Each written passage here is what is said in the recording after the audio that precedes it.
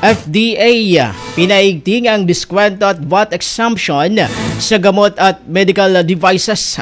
Para sa detalye ng balita na sa linya, Mega Patrol number 15, J. Ligaspi Alparo. Bicol Network News Report! Pinaiigting ng Food and Drug Administration, FDA, ang implementasyon ng diskwento at value-added tax exemption sa gamot at medical devices alinsunod sa CREATE Law at Administrative Order number 2024-0017.